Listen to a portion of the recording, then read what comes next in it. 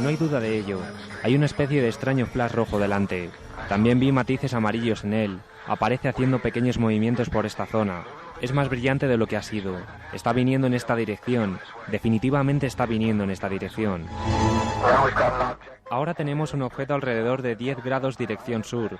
10 grados sobre el horizonte. Y las del norte se están moviendo. Se están alejando de nosotros. Sí, ambas se dirigen hacia el norte. Noche del 29 de diciembre de 1980. Un bosque solitario cerca, una base militar. El teniente coronel al que escuchábamos, Charles Halt, aunque hay quien dice que todavía persisten las dudas en torno a esta grabación tan extraña. Se acercaba realmente un objeto que parecía estar propulsado o sostenido por patas muy cortas, forma quizá triangular, luces poderosas, estacionado en un lugar del bosque umbrío y que de pronto se aproximaba atemorizando a estos soldados. Se le llegó a llamar a este incidente, secreto durante años, el Roswell inglés, el caso del bosque de Rendlesham. Tres guardias son los primeros en dar la voz de alarma y después un sinfín de historias que, evidentemente, entremezcladas con el oscurantismo que siempre se une a las palabras ovni militares, dijeron o acabaron indicando que pudo haber mucho más, presencia de seres, conversaciones entre seres y militares, en definitiva exageraciones, pero lo que es verdad es que quizá nunca sepamos con certeza qué ocurrió esa noche en ese bosque. Es solo uno de los casos que se guardaban hasta hace unos días en lo más profundo de los archivos oficiales históricos y militares de Inglaterra. Y la sorpresa, como una auténtica bomba, caía esta semana y se reproducía. Además nos llamaban ayer mismo compañeros desde Estados Unidos con un tremendo impacto, como un sismo informativo. Más o menos el titular, muchos amigos ya lo conoceréis y a nosotros nos emociona particularmente y vamos a debatir sus pros y sus contras con todos vosotros. Pero sería, bueno, lo tenemos aquí. ¿Qué demonios? Vamos a comentarlo. Estas páginas que tenéis aquí ya impresas, que suenan así, son tan solo, bueno, hay recortes, hay documentos, hay dibujos. Vamos a intentar que lo visualicéis. Son, por fin, gran parte, no todo evidentemente, pero gran parte, unos 7.000 casos de los archivos OVNI del gobierno británico.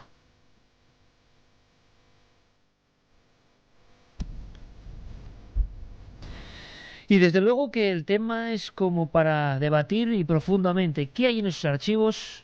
Hay más mito, hay más verdad, se está publicando en todo tipo de teletipos. A veces, hay que decirlo, con esa ingenuidad o con incluso ese sarcasmo, depende quién dé la información, de que, bueno, por ejemplo, son sacado una frase en uno de los miles de folios que dice que el ejército británico no tiene constancia de que su majestad, el país británico, la nación o el grupo de naciones, haya recibido una visita alienígena. Evidentemente, la pregunta inmediata es ¿qué es lo lógico? Sabemos que los extraterrestres, si es que existen, no han dado muestras de que se hayan comunicado con certeza, con realidad, y han dejado pruebas evidentes, físicas, de que son ellos y que quieren contactar con nosotros, evidentemente. Ahora, la pregunta también sería, ¿y si hubiese ocurrido, nos lo iban a contar? Yo soy de los que piensa personalmente que no, que todavía el ser humano no tiene certezas concretas de la existencia de alienígenas, pero con esto no podemos desviar el problema de verdad, el que muchos ahora quieren evitar, como digo a veces, con la gracieta típica, pues, como una noticia que es cierto que se ha reproducido quizá con mayor impacto de lo que muchos esperaban, y otros, bueno, que piensan que al final se va a acabar diluyendo y se pasarán a otros temas. El hecho de que no tengamos pruebas de lo alienígena, que son pruebas casi inconcebibles para el ser humano, no indica lo profundo del problema. Y es que hay miles de expedientes, con miles de testigos, con cientos y cientos, miles también de casos, de informes, de personal de élite, de personas normales y corrientes también, de núcleos urbanos, que han visto ovnis. Y sobre todo, y aquí viene el dato, para mí la bomba informativa importante, que el 10% de esos informes, digan lo que digan, atención al dato, pese a quien pese, 10% de esos casos, que solo contemplan la horquilla de 1978 a 1987, quedaos bien amigos con este dato porque es muy importante, porque precisamente en el año 78 se ha cortado la gran oleada que va del 74 al 78 precisamente, y que es la mayor concentración en España y Europa de casos. Bien, pues estos son 9 años posteriores. Muchos informes. 10% inexplicado. 10% simplemente ovni. 10% incógnita. 10% que nos obliga a seguir investigando. Todo eso para quienes digan o intenten hacer creer que el fenómeno ovni, por un lado, está muerto y por otro, no interesa a las autoridades. He aquí otra bofetada para quien tenga esas dogmáticas ideas.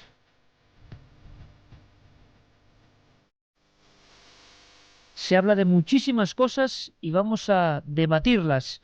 El teletipo que ha dado la vuelta al mundo, incluso con algún toque humorístico, a veces ya se sabe, en determinada agencia ponen una cosita y, por desgracia, se reproduce exactamente igual en casi todos los medios, exceptuando importantes, hay que decirlo, personas e incluso congregaciones o grupos que creen que detrás de todo esto hay algo más esencial, algo que tenemos que conocer. Pero en general, las columnas de prensa, las portadas en ocasiones, reproducen más o menos lo mismo. Anecdótico o no, esta es la noticia y la contamos tal y como viene desde el lugar de los hechos, desde Londres. Allí nos la cuenta Begoña Arce. El Ministerio de Defensa británico ha desclasificado por primera vez 8 archivos secretos elaborados entre 1978 y 1987 relacionados con ovnis. Una recopilación de testimonios de quienes dijeron haber visto luces extrañas y objetos no identificados en el cielo. Se trata de testimonios de ciudadanos comunes y corrientes, de miembros de las Fuerzas Armadas y de la policía. Los objetos fueron avistados en distintos puntos de Inglaterra, incluido el centro de Londres. Las autoridades británicas, después de examinar centenares de testimonios, descartaron cualquier tipo de contacto alienígena. Uno de los documentos es categórico. El gobierno de Su Majestad señala nunca ha tenido ningún acercamiento a gente de otro planeta. El ufólogo Nick Pope, que trabajó para el Ministerio de Defensa durante 21 años, dice que luces de aviones, estrellas brillantes, planetas, satélites, meteoritos, incluso globos aerostáticos pudieron ser confundidos con ovnis. Pope admite, sin embargo, que algunos fenómenos son difíciles de explicar. También señala que lo que realmente le interesaba al Ministerio de Defensa era saber si alguno de aquellos objetos no identificados era en realidad un artilugio de espionaje de algún país extranjero.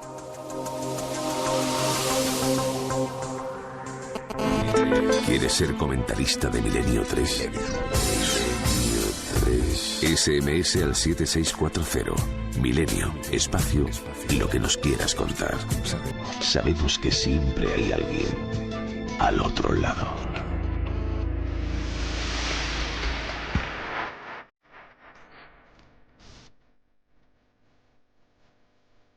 Una y 16 minutos en directo, 16 grados, la nave del misterio, y como siempre que hablamos de ovnis, del espacio, de lo cósmico, nos acompaña en los mandos de la nave del misterio Noel Calero, y en la sintonía, en la atmósfera inimitable, por lo menos para mí, para hablar de estos temas, Jean-Michel Jarre. Carmen, buenas noches. Buenas madrugadas. Está repleta de papeles, de documentos, de historias, porque hay algo histórico, en tocar con las yemas de los dedos estos documentos que vamos a intentar transmitir a la gente. Importante, ahora das, como siempre, los datos, porque en esto hay debate. Yo creo que en esto puede haber un debate muy interesante, no solo el hecho que se denuncia. Atención, que el año pasado Francia también abrió parte de sus archivos y es imposible analizar el caudal de casos que están ahí. Un dato más. El año pasado, cuando el Centro Nacional de Estudios Espaciales CNES de Francia da miles de expedientes de casos de ovnis, algunos sobrecogedores, se producen en apenas 2 horas 220.000 peticiones y visitas y descargas del archivo. Con lo cual se cuelga completamente la red y claro, evidentemente la conspiranoia también influye, ¿no? ¿Se habrán cambiado casos en ese periodo? ¿Habrá sido un bucle de tiempo? En fin, lo cierto es que en Inglaterra han tomado buena nota y han contratado servidores especiales para el asunto OVNI. Un dato más, a ver qué os parece. Hay el doble de peticiones al Ministerio de Defensa sobre el tema OVNI que sobre cualquier otro asunto. ¿Qué indica esto? Con lo cual, algo late y algo bulle y los documentos están aquí. Has impreso, Carmen, parte de estos archivos, porque claro, es que es imposible absolutamente. Son unas 2.000 páginas las que por el momento hay desclasificadas. Están divididas en 8 archivos que todo el mundo se puede descargar. Y la verdad es que hay casos muy interesantes que vamos a tener que ir estudiando poco a poco, porque entre todas estas páginas hay documentos que fueron publicados en periódicos, por ejemplo, dibujos de los propios testigos, declaraciones, también hay muchas sorpresas, los porque cuestionarios a los que fueron sometidos después de tener un avistamiento ovni, e incluso casos de posible abducción. es más, Carmen, hay cosas tan raras como documentos y archivos de otros casos que no tienen nada que ver con Inglaterra, portadas de revistas. Es decir, con qué celo las autoridades siguen el trabajo, por ejemplo, de los periodistas del misterio. En fin, uno se queda sorprendido. Como sé que habrá muchas opiniones a favor y en contra, y vamos a debatirla con nuestros amigos, abrimos líneas de contacto y además, como ayer, aumentamos ese lote para la lectura, ¿no? Ahora que libros. entramos en época de Feria del Libro. Por eso vamos a sortear libros entre todas aquellas personas que nos escriban al 7640, palabra clave milenio, espacio, vuestros mensajes, vuestras preguntas, vuestros comentarios, o milenio3 con número @cadenaser.com si decidís escribirnos un mail. Esas vías de contacto, y ya sabéis que entre todos los mensajes sortearemos 3 lotes de libros. Pues uníos a nuestro debate, de verdad. Y por cierto, que siempre se me olvida, pero muchísimas gracias. Me daba un aviso Guillermo León, que además tiene ya un completo dossier. Si queréis ver ya documentos, archivos, dibujos, historias en ikerjiménez.com, Guillermo León, que ha hecho un trabajo, como siempre, ¿no?, excepcional, tiene ya un sinfín de cosas, con titulares de todo el mundo, con recorridos periodísticos por España y otros países, por impacto social, en ikerjiménez.com. Pues bueno, Guillermo me decía que no sé qué pasa últimamente con Milenio 3 y que tenemos que decirlo en el podcast y en internet, que bueno, que se ha multiplicado por no sé cuánto y que es el programa en castellano más escuchado pues del mundo en la radio. En fin, nos sobrecoge ese dato, pero es Hay que darle lo las que gracias, es. porque además luego leeremos algunos mensajes de gente que nos escucha incluso bajando esos archivos del podcast mientras están dándose quimioterapia, por ejemplo, Pues o ánimo. esperando en los hospitales, y dicen que les hacemos mucha compañía. Así que luego leeremos algunos de sus Pues mensajes. muchísimas gracias, amigos, pero nos llegaba ese informe de las compañías que registran lo que es el podcast y demás, además de 2 plataformas diferentes, no desde una, sino desde 2, y lo más escuchado en castellano en el mundo, en fin. Ahí está el dato, que no sé qué les parecerá. Santiago Camacho, buenas noches, compañero. Buenas noches, Iker. En fin, pues yo estoy un poco impactado porque me encuentro con la sensación de que es imposible filtrar toda esta información. Tengo aquí un archivo, una pantalla de microfilm impresa, un círculo pone 8990, caso 8990, desclasificado, en lugar de los hechos, una patrulla, 3 militares, datos y dígitos que son imposibles de leer para quien no sabemos del asunto, ¿no? Hay que meterse un poco, pero leo, por ejemplo, la descripción del objeto. Era largo, rojo, flashing lights, luces parpadeantes en la parte de arriba, forma como de balón de rugby, estaba a unos 60 grados, cerca del suelo. Qué curioso. El resumen, Santiago, dice desconocido. Nos encontramos ante un pelotazo informativo que yo creo que se puede mirar desde muchas ópticas y que ya incluso enfrenta a diversos sectores, ¿no? Pues sí, de hecho, efectivamente, aquí en este asunto parece que la gente está empezando a practicar el sistema del vaso medio lleno y medio vacío según sus preferencias, y de hecho los escépticos, para mí inexplicablemente, esto se lo han apuntado como un tanto, porque hay un 10% solo de casos inexplicables. Pues son como 700 ya o 600 en lo que se ha desclasificado solo de esos años. Pues sí. Y la verdad es que, mira, un personaje del que vamos a hablar esta noche, que es Nick Pope, escribió en su día un libro que tenía un título muy elocuente, que se llamaba Cielos abiertos, mentes cerradas. Y la verdad es que si alguien, a día de hoy, un 10% de esos casos que sean inexplicables, que quedan casos de los que hablaremos también esta noche, fuera por la horquilla de tiempo, casos impresionantes, como el caso de Berwyn Mountain, que lo llaman el Roswell galés, ya te contaré lo que es. Casos en los que se ha visto tripulantes, en los que se han recogido huellas. Algunos, fíjate, un caso que vamos también a tratar esta noche, como es el del bosque de Redlesham, los escépticos se agarraban a que un grupo de militares entrenados que conocían la base en la que trabajaban perfectamente, se dejaron engañar esa noche por las luces de un faro de navegación cercano, que estaba allí todas las noches. Es decir, no es que se encendiese esa noche porque sí, es decir, es un faro centenario que lleva guiando la navegación de esa zona desde hace un par de siglos. O sea, explicarlo a toda costa, como Sí. ha pasado en todos los países, España, por ejemplo. En el mismo caso, por ejemplo, el objeto dejó huellas. Pues esas huellas, los escépticos se agarraron a que podían ser huellas de animales.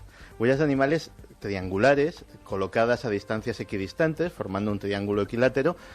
Pues la verdad es que mucho más que al ovni me gustaría conocer al animal en cuestión, porque debe ser bastante más curioso y bastante más impresionante de ver.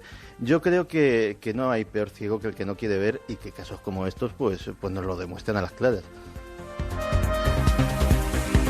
Ahora me cuentas, Santi, quién es Nick Pope, porque se ha presentado en los informes y en los teletipos a nivel mundial, repito, portada de los principales periódicos del mundo, este asunto. Nick Pope, ufólogo militar. Nos suena un poco raro, me lo cuentas porque además tenemos su voz y declaraciones. Recién llegado a otra investigación por la mágica Tierra Charra, nuestro compañero, que no en vano es su patria, Luis Álvarez, bienvenido, amigo. Buenas noches.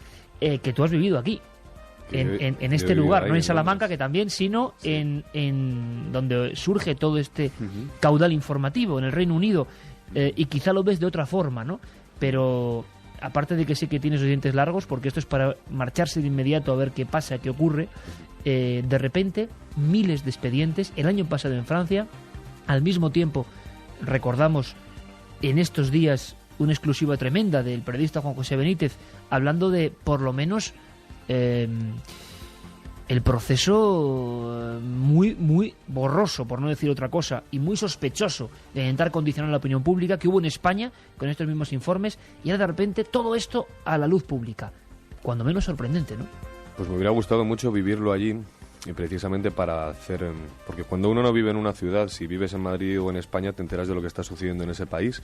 Para eso están los corresponsales de los medios de comunicación, y en este caso me ponía esta misma noche, porque acabamos de llegar de Salamanca, como dices, esto me ha caído así a plomo, y he estado hablando con Ramón Abarca, que es nuestro compañero de Canal 4 Televisión, de informativos, y le he preguntado un poco cómo podíamos pulsar la información en estos momentos. Él me decía que había caído en los medios de comunicación, había tenido muchísima difusión este tema a los ingleses, y yo esto sí que es una cosa que pude comprobar cuando vivía allí en el año 98, y es que les encantan estos temas. Les encantan. Les encantan. ¿Por qué? Porque les abstrae... La sociedad británica es una sociedad muy divertida. No tiene mucho que ver con nosotros, pero les encanta ya que el Destripador, ya lo hablábamos aquella vez, les encanta recordar una y otra vez ciertas cosas, les encantan los fantasmas, y cuando hay algo que les saca de esa vorágine que es Londres, ¿no?, y que les traslada una, bueno, pues quizá... Pero lo comentas por más, evasión, más que por interés especial. Bueno, yo creo que es un poco de todo, ¿no? Es divertido leer esto en los medios de comunicación, y de verdad, a ver, siempre yo es una cosa que he dicho desde estos micrófonos muchas veces, y es que la prensa británica es la mejor del planeta. Y seguramente habrán hecho un análisis en profundidad, ha salido en televisión, ha salido en radio, y ya digo que... ha tenido mucha difusión, pero sobre todo había un detalle que me comentaba Ramón y que le había llamado la atención. Él no ha podido encargarse tampoco en profundidad de este tema, pero me ha dicho, ese 10% ha sido lo que a la gente de verdad le ha dejado completamente helada, porque eso devuelve, ¿qué nos devuelve, no? Ese pensamiento mágico de que de verdad a lo mejor hay algo ahí que se está apareciendo y que está pasando. Pero yo le hacía también una pregunta que yo creo que es muy importante, ¿no? El por qué se desclasifica esto ahora. Antes lo has dicho tú. Esa es la Francia, pregunta, ¿no? ¿Por qué ahora? Porque a mí yo siempre me da por sospechar. Claro, para eso hay que leer, a lo mejor, hay que vivir allí, hay que estar todos los días leyendo la prensa, que es lo que hace un corresponsal, hay que ver televisión, hay que escuchar radio. ¿Y qué está pasando en Londres ahora? ¿Qué está sucediendo? Es que son muchos casos. ¿Me estás diciendo que hay una maniobra desinformativa? No lo sé, voy a exponer un poco así qué es lo que he visto, porque, bueno, esto es real, está claro que esto está aquí, son, no sé, 2000 y pico folios, ¿no? Son un montón de casos, ¿no? Pues fíjate, pero ¿por qué ahora y no antes? Fíjate, tengo incluso los que han desclasificado por años. Pero incluso no llega al 87, son solo una parte. Llegan al 84. Por eso, pero en realidad ya está del 87, o sea que todavía hay más Sí, casos. sí. Pero cuéntanos Y del tienen que 70. desclasificar otros 180 y tantos documentos como estos, o sea que van a ser miles y miles y miles de folios. Cuéntanos, escuchamos muy atentamente, fijaos qué curioso, porque repito, en el año 78, y eso lo hemos comentado en España, se produce algo que es enigmático, que llega más o menos hasta el 79 y ahí se detiene bruscamente. Todos los casos de ovnis, prácticamente en el mundo, eso lo saben bien todos los amigos investigadores, es como si los ovnis se fuesen, sea lo que sea, seres de otro mundo, prototipos militares, imaginación desbordada, o ecos, o mandalas, o señales del inconsciente colectivo. Todo eso desaparece repentinamente, ha acompañado al mundo sobre todo y ante todo, que sería muy interesante, en una época de profunda crisis, iniciada en el 73 con la crisis del petróleo, y nos ha ido acompañando, fijaos en España, en qué momentos, ¿no? Cientos de casos al año, y todo se parte en seco. Con lo cual todo eso de que no, la gente se inventa, ¿qué pasa? ¿Que la gente se deja de inventar cosas? Repentinamente, porque sí. Y precisamente, que quizá no sea casual, todos estos miles de archivos corresponden a la época de sequía. Y fijaos y escuchad muy bien el número de casos y pensad, Luis, Santi y todos los amigos, pensad que cada caso está como lo que tengo aquí, con datos, con nombres a veces tachados. En este caso estoy leyendo, y mi inglés no es ninguna maravilla, pero 4 policías, cielo perfectamente claro, good visibility, buena visibilidad, un objeto perpendicular a 1 milla que se aproxima al coche de policía en movimiento. En definitiva, no estamos hablando solo de tonterías, ¿no? No, y policías, otros 4 que han visto aterrizar un ovni en una pista de aterrizaje en una base aérea. O sea, comentamos informes de todo tipo. El número de casos porque os van a sorprender. Pues en 1978 recogen 750 casos ovni, en 1979 550, en 1980, entre el que se encontraría el anteriormente descrito, el de Rendlesham, hay 350 casos ovnis, 1981 600, 1982 disminuye a 250, 1983 390 y en 1984 214. Me interesa mucho escuchar, todas las teorías, lo que iba a comentar Luis, porque estoy seguro que tiene que ver con el manejo de la información. ¿Por qué esto ahora? Pero me vais a permitir... vaya fotos. Caramba. Sí. Es la de Rendlesham. Sí, son las fotos del bosque como calcinado y las huellas triangulares, ¿no? Sí, explica cómo tiene que ser el animal, Iker, porque es muy elocuente un lo que animal estamos viendo. Sideral, en todo caso, pero bueno, en fin. Un triángulo equilátero, perfecto. Que lo raro de esta fotografía es que sale en el año 2002. La vamos a hacer una cosa. 22 años. Me gustaría saber qué pulsa el 7640. A primera vista, es decir, ¿qué es lo que surge cuando siempre es un experimento interesantísimo con vuestra ayuda? Soltamos un tema como este que está pasando ahora mismo, en estas noches. ¿Qué pensáis? Y antes, ya no me cuentes, Santiago, ¿quién es este tipo? Nick Pope, el hombre que de alguna forma se le presenta como casi heraldo o posibilitador de esta desclasificación. Le escuchamos. Bien, sí, ese es el punto como límite a la libertad informativa. Esa ha sido una de las razones por las que el Ministerio de Defensa ha decidido desclasificarlo. El Ministerio de Defensa recibe más peticiones referidas a ovnis que sobre cualquier otro asunto. Así que el departamento administrativo que trata con ello ha visto que era tan grande que el gobierno ha decidido que era mejor coger todos los archivos y ponerlos en los archivos nacionales. Pero por supuesto hay también algunas excepciones. Información personal de testigos e información clasificada como por ejemplo la referida a la habilidad de los sistemas de radar militares. 1:32. Nick Pope, personaje singular. No sé si en España tendríamos algún alter ego, Santiago, pero persona que parece que es el nombre que aparece, ¿no?, en todos estos teletipos como eje de toda esta desclasificación, perdón, casi el inconsciente no ha podido.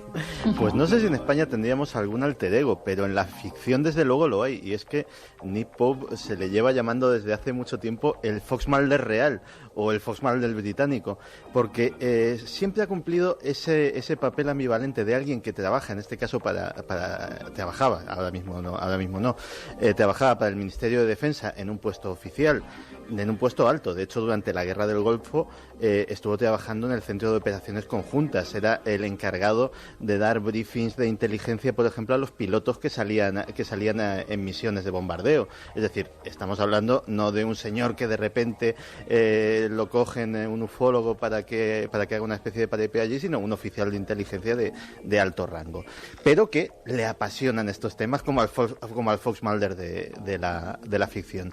Y de hecho no solamente ha estudiado ovnis. En la carrera de Nick Pope hay estudios sobre ovnis, sobre mutilaciones de ganado, sobre círculos de las cosechas, sobre fantasmas, sobre casas encantadas. Es decir, sí que se encajaría casi perfectamente en el perfil de este personaje de ficción, solo que real.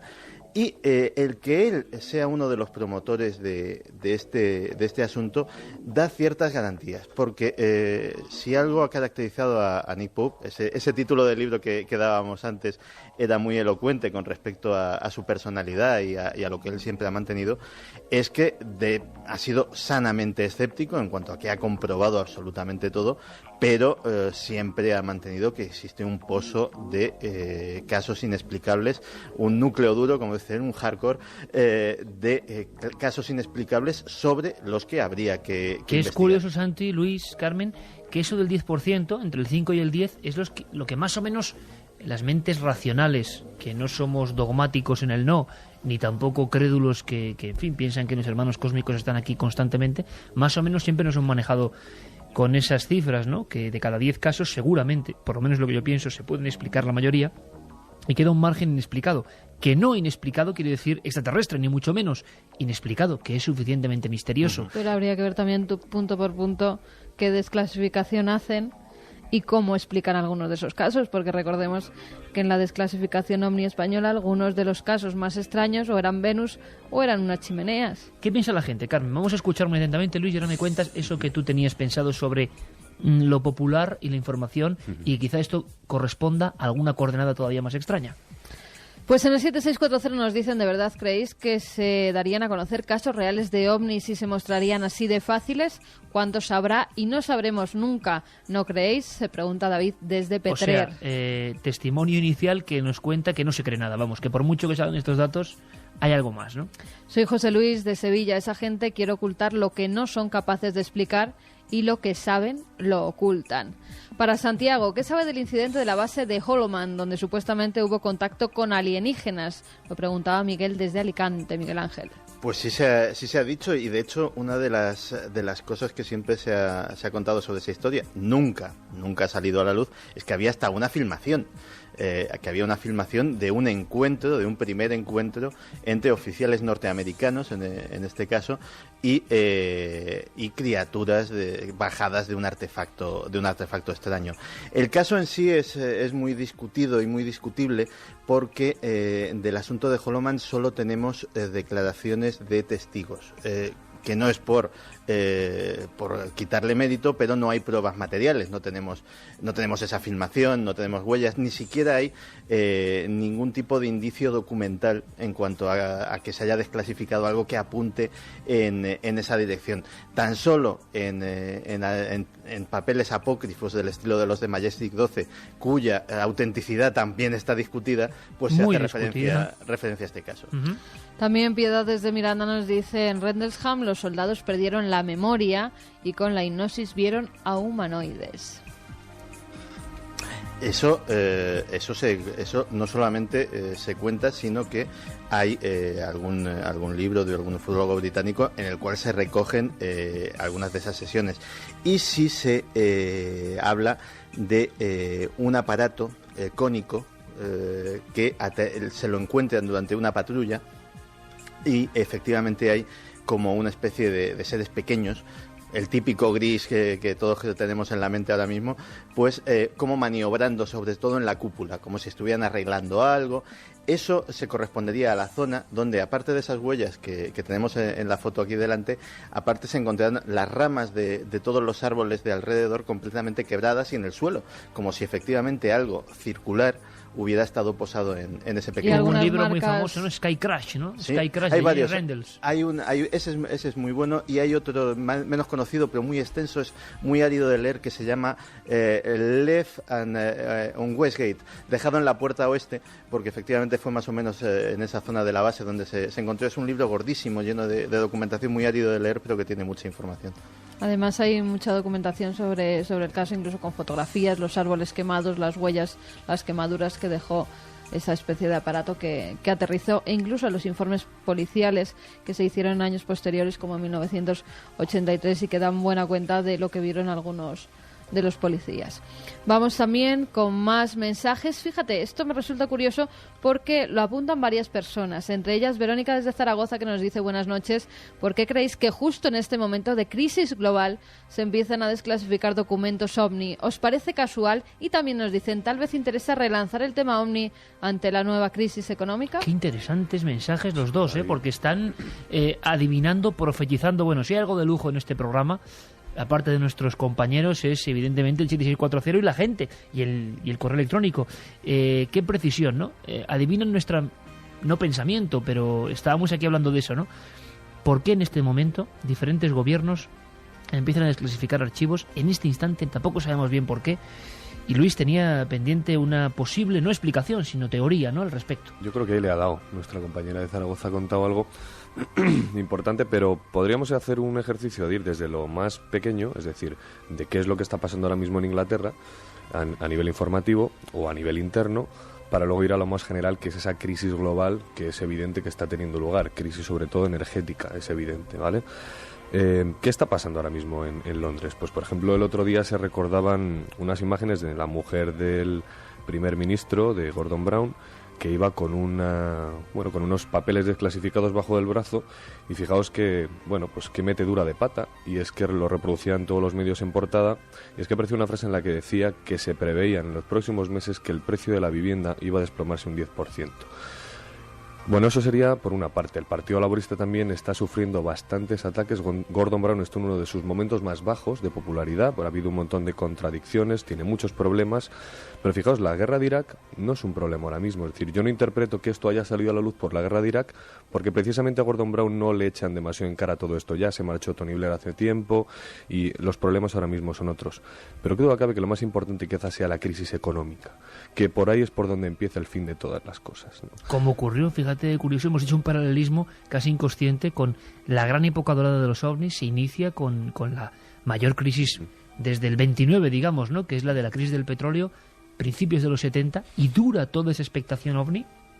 Y además, pero en ese caso es muy curioso porque hay muchos casos, fijaos lo que yo aquí lo planteo para que debatamos, hay muchos casos, la gente ve muchas cosas, los periódicos sacan, como nunca han sacado en nuestro país, un simple ojeo, ¿no?, de las principales cabeceras, ya no digo las regionales.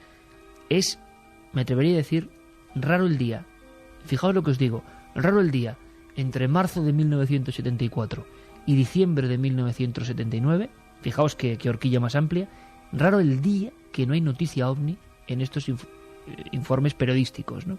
Eso dice mucho, pero al mismo tiempo las autoridades tenían un hermetismo total. La gente veía cosas y las autoridades callaban. Gran crisis. Ahora mismo la sensación es que la gente no ve quizá tantas cosas, hay un mayor descreimiento sobre el fenómeno, pero de repente son los gobernantes los que sacan esto, ¿no? Sí, pero tampoco, fíjate, no nos hemos dado cuenta de una cosa, creo que es importante, y es por qué se ponen a investigar esto hace tantos años, es decir, en el año 78, ¿por qué lo inician, no? Pues, la paranoia para el gobierno británico entonces, que era Margaret Thatcher, era precisamente que todo eso que se estaba viendo en el cielo fueran artilugios de los servicios secretos extranjeros. Sobre todo soviéticos, ¿no? Claro, ¿qué pasó en el año? Estamos hablando de Guerra Fría, del muro de Berlín no cayó hasta el año 89, 90 me parece. 89. Y bueno, pero hay algo más importante. ¿Qué es lo que pasó en la historia de Inglaterra en el año 82, si mal no recuerdo, que justo coincide con estas fechas? Las Malvinas. La guerra de las Malvinas, efectivamente. Entonces, no lo sé, chicos. Mi sensación es que probablemente los gobiernos no sepan mucho más de lo que nosotros sabemos. Yo creo lo mismo, fíjate. Y muchas veces, claro, todos somos personas al final, ¿no? Y cuando se enfrenta uno a una luz que se ve en el cielo, pues oye, puede ser mil cosas. Una ensoñación, pero de repente hay un informe radar que te dice eso está ahí. Pues contra eso no hay absolutamente nada que hacer, ni artilugio militar, ni nada contra lo que defenderse, porque viene como de una especie de puerta paralela. Y fíjate, Iker, que, bueno, no es casualidad que estemos hablando esta noche de esto también, ¿no? Porque el tema OVNI es un tema que a mí personalmente me decepcionó mucho a lo largo de los años. Fui perdiendo mucha fe en todo este asunto. Y fíjate que investigué a decenas de testigos, sobre todo de la zona de donde proviene mi familia, que es ahí en Béjar, en ese pueblecito. Donde hubo casos estremecedores de esa época. Es sí. más, algunos que tú bien sabes inician esa época, en marzo del 74. Efectivamente. Entonces, cuando has estado con gente a la que conoces desde pequeñito, ahí en Montemayor del Río, cuando has visto a toda esa gente crecer, cuando son amigos tuyos muchos de ellos, y todos esos ancianos son de todo crédito, cuando les has visto que son gente simple, gente sencilla del campo, gente humilde, gente muy amable, gente corriente, y te están contando una película que no le cuentan a nadie porque se van a reír de ellos, y no solo por eso, sino porque ellos mismos no se lo explican, pues dices, aquí hay algo detrás, aquí hay algo más. Sobre todo cuando hay varios testigos en una misma localización, que eso para mí sí que fue demoledor en alguno de los casos en los que, pues sin ir más lejos, el juez de paz del pueblo y uno de los hombres más cultos también que teníamos en Montemayor, que era Luis Arroyo Iglesias, pues los dos juntos yendo al campo se encontraron con un objeto en el cielo a la vez que cruzaba el cielo de un lado a otro. Por cierto, testimonio contrastado por otras personas de otro pueblo al otro lado del valle, con lo cual, no sé, es que es un tema absolutamente desconcertante. Yo creo que Luis ha dado la clave, porque yo creo que, no sé, Santi ha tocado la ufología más desde otros niveles, ¿no? Pero los que hemos crecido con esa ufología pasional, periodística, de ir al lugar, de siempre se sufre ese descorazonado, no voy a decir desencanto, pero sí que hay algo que parece que no puede ser, ¿no? En los mundos que estamos ahora mismo, tan tecnificados, con tanto control sobre lo que parece el mundo, no puede ocurrir esto. Es decir, no puede haber un cono físico con un tipo encima manejando mandos, como decía Santiago Camacho. O nos hacen creer que eso es imposible. Y luego, por lo menos en mi experiencia personal, cuando más dura es esa crisis, o cuando más la pérdida de fe en este fenómeno, sea lo que sea, te hace tener las defensas más bajas, surge de repente alguna historia que te reconcilia en ese preciso instante con el misterio, ¿no? Realmente como si de repente ese caso volviese a indicarte que hay que seguir en una cosa que es muy ardua. La gente puede pensar que es sencillo, pero investigar el tema de los ovnis, desde luego, no me parece de lo más divertido, desde luego, porque a veces es costoso incluso llegar a los lugares para encontrarte siempre con testimonios, pocas cosas más, ¿no? Pero lo intrigante de todo esto, y por lo menos mi posición, y os pido vuestra opinión, hay una gran teoría, y lo estamos viendo en los mensajes de la gente, que los gobiernos saben más, ¿no? Saben más y nos engañan, como poderosos que son. Y yo pienso, sin embargo, un poco como Luis, sinceramente, que el fenómeno es tan desconcertante para ellos como para nosotros. Y que cuando uno entreviste, lo hemos hecho, Carmen, a los principales militares españoles que han desclasificado los ovnis en España, como el recientemente desaparecido comandante Bastida, yo veía a alguien que de verdad creo, no nos engañaba, que la desclasificación fue más o menos turbia, de acuerdo, pero que ellos guardan un objeto volante no identificado, yo creo que no. Que ellos saben positivamente que estos seres vienen de otros planetas, yo creo que no. Lo que sí que creo es que es tan molesto para ellos como desconcertante para nosotros, ¿no? Es que algo ocurre, y ya la segunda fase de esto, que es igual de intrigante y más del área de Santi, es como esto ocurre, lleva ocurriendo desde el principio del hombre, nos acompaña y es muy raro, es mejor hacer creer que todo está perfectamente resuelto, son las nuevas ideas que todo el mundo asume, y que precisamente ese cono metálico en un bosque en Inglaterra con un tipo encima manejando mandos es imposible. Y luego cuando uno penetra en la investigación, se quita esos complejos de encima, se da cuenta de que igual no es tan imposible, y que los bosques, las carreteras, los montes a veces son territorios más inexplorados de lo que parece, ¿no? Es que se nos intenta vender una cosa que es excluyente en sí misma. Por un lado, con estas desclasificaciones, básicamente se intenta decir, bueno, este es el fenómeno, lo hemos estudiado, y la verdad es que no tiene ninguna trascendencia. Todo se puede explicar más o menos racionalmente, y lo que no, pues la gente que imagina cosas y vaya usted a saber. Claro, entonces, porque que lo investiguen me parece muy bien, o sea, me parece una muestra de celo que tiene que tener toda Fuerza Armada, pues saber lo que está sucediendo en su territorio, en su espacio aéreo, perfecto. Pero ahora, si es algo absolutamente intrascendente, ¿por qué lo tiene usted clasificado 20, 30, 40, 50 años? Totalmente de acuerdo. O sea, y es más, Santiago, es que en estos informes que estaba hablando Carmen, hay de todo, sí, claro. Bueno, estos son unos casos absolutamente clásicos, ¿no? Fijaos, Sí, esto casos es de puro Francia junguiano, como ¿eh? el de Valensolé. Estos son iconografías del absoluto terror, ¿no? Parece Botan. De muchos casos de supuestas apariciones de humanoides. Extractos, Santiago, de la Flying Saucer Review, la revista de los platillos volantes, ¿no? Parece ser que desde el año 50 el gobierno británico lleva congelando, metiendo en archivos 11.000 casos. Se calcula 11.000 casos. ¿Y esas En fin, revistas? que esto es algo más que una broma, ¿no? Y esto continúa. Ten en cuenta que el proceso de desclasificación va a abarcar 2 años y se supone que, y en esto me fío de la palabra de Nick Pope, que así lo afirma, que se va a sacar todo, o al menos todo lo que la prudencia indica que se puede sacar. La prudencia de la estricta seguridad nacional, como él decía, pues datos técnicos que afecten al funcionamiento de radares, de aviones, etcétera, etcétera, no. No, Oye, además y si están resulta- tachados, los que hacen referencia a nombres, teléfonos, direcciones, están todos tachados. Pero sí hay cosas curiosas como descripciones de dentro de una nave con humanoides que da uno de los testigos y ponen punto por punto cómo estaba hecha la nave, cómo era el motor de esta, las rotaciones que tenía. Bueno, la verdad Aquí, es que muy detallado. la gran duda, estos informes son para ojearlos con... Pero lo más curioso quizá, Carmen, es que hay todo tipo de informaciones, todo tipo de recortes de prensa de diferentes países, noticias más o menos bizarras, porque algunas son directamente algún que otro delirio, también hay por ahí, evidentemente, de algún contactado, personas... Ahí está el caso célebre de Valensolé, ¿no? De Maurice Massé, uno de los grandes casos de la oleada francesa de los años 60 ya.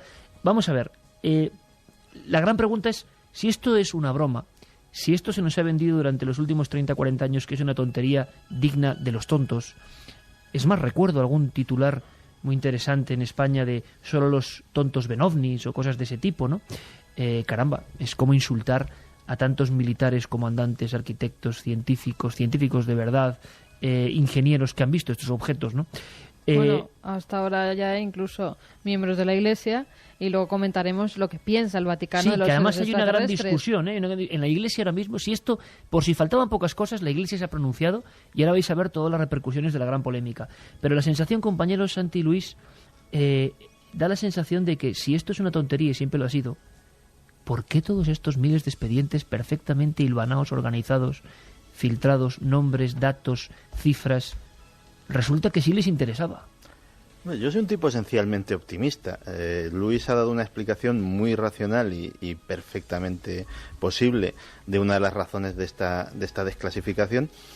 Y a mí me gustaría pensar, fíjate, no es que me lo crea al 100%, pero me gustaría pensar que esto sea el principio de algo, porque efectivamente estamos en las mismas circunstancias, son circunstancias socioeconómicas muy parecidas a aquellos tiempos, pero también se da otra circunstancia, que es que después de mucho tiempo los ovnis han vuelto. Y lo hemos estado viendo desde que empezó el año hasta nuestros días. O por lo menos las informaciones sobre gente que Efectivamente. ve ovnis o que se reproducen más que antes en todos los medios, que eso sí que ha habido un cambio, ¿verdad? Efectivamente. Me gustaría pensar que fuera el principio de algo, que fuera que se empezase a soltar con cuentagotas la información hasta llegar a un punto en que si realmente hay algún secreto, algún gran secreto detrás del fenómeno ovni y ese es conocido, pues a lo mejor se acercan los días en que le sea revelado a la humanidad.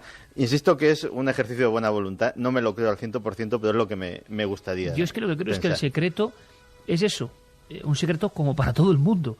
Y a las autoridades les molesta más que haya secretos que no alcanzan que a nosotros, evidentemente. Además, hay ¿Te llama la cartas- atención más cosas? Sí, estoy aquí ante una carta, en principio Estás ahí escrita- hipnotizada, ¿eh? Te veo en la esquina y con todos Yo los estoy casos... callada y mirando caso por caso porque de verdad que cosas muy interesantes. Una carta de la que han borrado, por supuesto, la persona que la remite, pero sí que la remite a la Fuerza Aérea, haciendo referencia a un posible avistamiento ovni que tuvo el príncipe Carlos. Caramba. Sí, caramba, así me he quedado yo también. Dice que estaba en un viaje que hizo desde USA y el ovni fue visto cerca del castillo de Windsor. Bueno, casos incluso de precipitaciones de objetos a tierra. ¿Qué os parece si en este momento, y luego seguimos con vuestras conclusiones y mensajes tan interesantísimos como los que recibíamos antes. Luego, Carmen, lo que hacemos es un buen planeo de mensajes, porque muchos de ellos son auténticos titulares, ¿eh? Lo que estoy viendo es que hay auténticos titulares, pero fijaos, Luis, Santi, porque en ese mismo día, en ese mismo día en que se desclasifica esto en Inglaterra, que ahí es nada, no es una nación, digamos, no es un mundo cualquiera, el Reino Unido, dan estos datos, no es, con todo respeto, no es lo mismo que lo haga no sé, el antiguo Zaire que lo haga Inglaterra, ¿no? Y Francia, ¿no? Pues el mismo día el Vaticano también se pronuncia. Y en la propia Iglesia, en la Iglesia del Vaticano y en la Iglesia ortodoxa, ruptura y discusión a nivel mundial. Conectamos con Italia, con el Vaticano. Joan Solés nos da los últimos datos y os vais a sorprender. Saludos, ¿qué tal? Creer en Dios para el Vaticano es perfectamente compatible con creer en los extraterrestres, que podrían gozar de misericordia de Dios y por consiguiente se deduce hallarse libres de pecado y en concreto de pecado original. En resumidas cuentas, eso es lo que ha comentado en el Observatorio Romano, el periódico oficial de la Santa Sede, el jesuita José Funes, el astrónomo responsable del Observatorio Vaticano, el mismo día precisamente que el gobierno británico abría 200 archivos secretos vinculados con los extraterrestres. El universo, ha explicado Funes, es tan grande que no debe excluirse la existencia de otros seres, incluso mucho más evolucionados, que no necesiten la redención de Cristo. Su existencia no es contradictoria con la fe católica, porque no puede limitarse la libertad de creación de Dios. El cura astrónomo cree que un universo de hermanos extraterrestres sería algo así, según su exposición, como el rebaño de 100 ovejas de la parábola de Jesús en el Evangelio de San Lucas. Los terrestres, a su vez, podrían ser la oveja descarriada en este universo por la que el pastor habría abandonado el rebaño de las otras 99 para buscarla en el desierto y llevarla al redil. No ha justificado el cura astrónomo por qué los terrestres aquí estarían sometidos al pecado original y los extraterrestres allá podrían gozar de esa misericordia divina. En cualquier caso, el mundo cristiano está dividido. No hay fundamento para hablar de la existencia de extraterrestres que tengan intelecto y sean capaces de crear, según el teólogo Alexei Osipov, catedrático de la Academia Espiritual de la Iglesia Ortodoxa. O sea, tenemos el Vaticano, o a personas del Vaticano, bueno, tampoco son cualquiera, ¿eh? Un científico, director, exacto, del Observatorio Astronómico del Vaticano. Dice eso. Bueno, pues vamos a quedarnos con todos los datos y luego debatimos. Porque la Iglesia Ortodoxa de repente sale al paso, o sea, esto no había pasado. Archivos que se desclasifican, Vaticano que dice que puede ser, y de repente los seguidores de la Iglesia Ortodoxa dicen todo lo contrario. Vamos precisamente al lugar. Vámonos a Moscú. Rodrigo Fernández nos lo cuenta. Aunque los rusos son muy dados a creer en platillos volantes y seres más inteligentes que el hombre de otros sistemas solares que en alguna época han venido a la Tierra para regalarnos parte de sus conocimientos o simplemente para estudiarnos, la Iglesia Ortodoxa tiene las cosas claras. Los extraterrestres no existen. Así por lo menos lo asegura el teólogo Alexei Osipov, profesor de la Academia Espiritual de Moscú. Osipov asegura que la religión cristiana, al menos la ortodoxa, descarta la existencia de civilizaciones extraterrestres y la existencia misma de intelecto fuera del ser humano. No hay fundamento, dice Osipov, para hablar de una posible existencia de civilizaciones fuera de nuestro planeta que tengan intelecto y sean capaces de crear.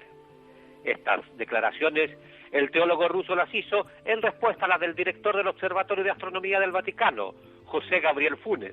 Recuerda el teólogo que en el Nuevo Testamento no hay indicios de la posibilidad de vida fuera de la Tierra, y ningún santo de las iglesias cristianas habla de esa posibilidad. Osipov señala además que la astronomía moderna, que se adentra cada vez más en el universo, todavía no ha encontrado ningún planeta sobre el que se pueda decir que hay una forma de vida parecida a la nuestra. En busca de una explicación. Iker Jiménez, Milenio 3.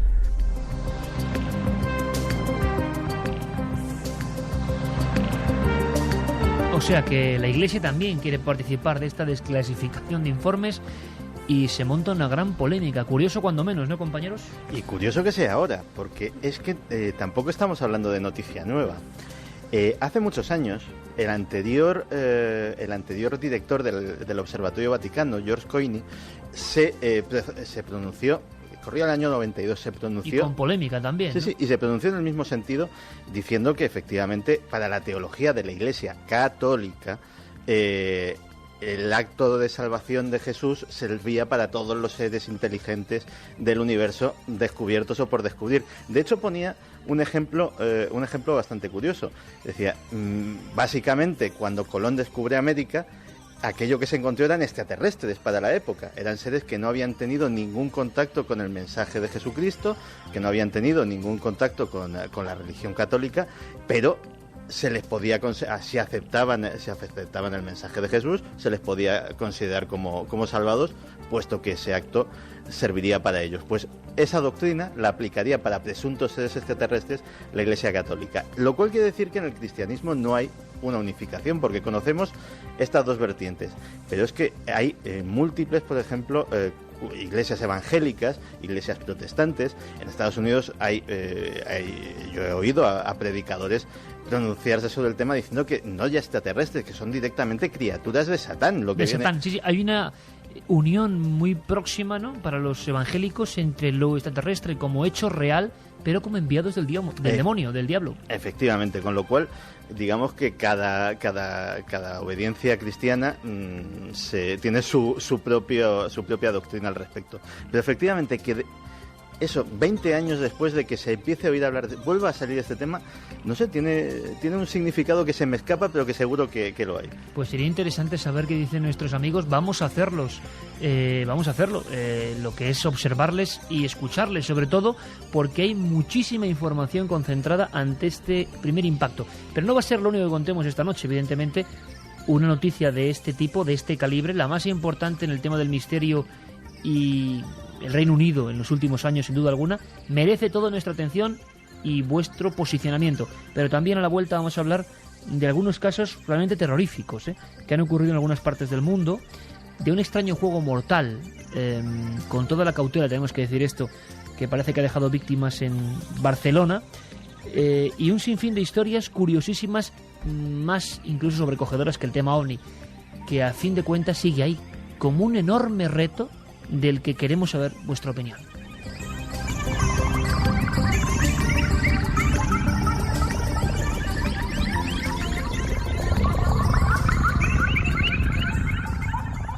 Milenio 3, Cadena Ser.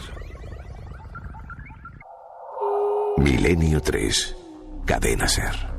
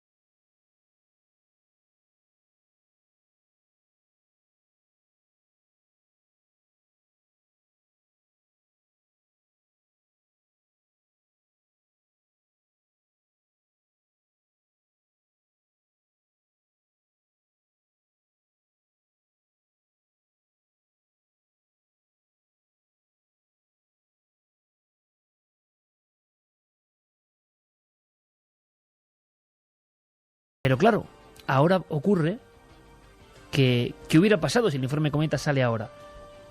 Esto mismo del Vaticano, mi opinión personal, y más aún de la contestación de la Iglesia Ortodoxa, me vais a permitir, con todo el respeto, sería una tontería como tantas, no por lo que se dice, sino considerada tontería en las centrales de los grandes medios informativos mundiales, que tienen cosas mucho más importantes que difundir. Y sin embargo ahora ocupan las portadas. Esa es, yo creo que una conclusión y un debate muy interesante. Yo voy a contar una pequeña anécdota muy brevemente para que me digáis cosas, porque nos pasó hace unos días y para mí también es el reverso del fenómeno ovni y también tiene que tener su voz aquí esta noche.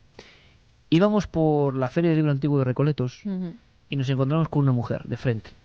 Una mujer que dijo, ya tenía ganas yo de veros, ¿no? Era una mujer que daba la sensación de que tenía realmente necesidad de contar unas cosas. Es una mujer que estuvo de azafata del año 68 al año 79 en Canarias. O sea, vivió los 10 años más intensos de apariciones de ovnis en el punto más caliente quizá de toda esta parte del planeta Tierra. Y me decía que era increíble lo que ellos vieron. Pero lo más importante es que ella no creía en sí en los extraterrestres, o no lo sabía, pero que vivieron escenas de auténtico peligro físico en muchos aviones y que le daban la orden de tranquilizar o de incluso, voy a decirlo porque nos lo dijo así, de desviar la atención con otras cosas de la tripulación, porque a veces a 40 metros del ala había objetos físicos con forma achatada, aplanada, con forma como de una gran lentilla luminosa y que no sabían qué era. Comandantes españoles con nombres y apellidos que tenemos sudando sin saber qué hacer ante esas presencias. Durante 11 años en muchos casos. Ocurría eso y una semana después regresábamos en un vuelo transoceánico y toda la tripulación de Iberia, a la que quiero mandar un afectuoso saludo porque es increíble la cantidad de gente que nos ve y nos oye, nos dijeron una frase que es genial. Una de las azafatas dijo algo, amigos, que es para reflexionar. Carmen le decía, bueno, seguro que has visto cosas, cuéntanos. Y con una sonrisa nos decía, si hemos visto cosas, no se pueden decir esas cosas. Y no se pueden decir esas cosas porque si uno dice que ha visto esas cosas, le espera toda una carrera, no solo de críticas, porque los compañeros saben lo que pasa de vez en cuando, sino sobre todo de continuados exámenes psicológicos que te hacen la vida imposible. Yo creo que eso resumía perfectamente lo que es el enigma ovni exactamente ahora, a muchos pies del suelo.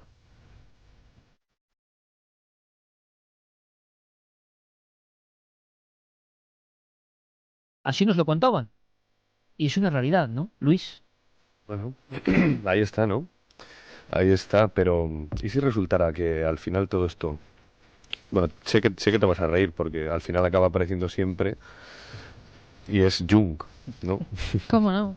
Entre Pero Jung y U2... Pero yo estoy muy de acuerdo con Claro, Luis, y más en este día no podía venirnos mejor que esta interpretación que hizo Jung allá por el año 58. Y es que si es que Jung estuviéramos... dedicó un libro Ujú. sobre las cosas que se ven en el cielo. Ujú. El gran maestro del pensamiento hizo un libro entero sobre los ovnis, ¿eh?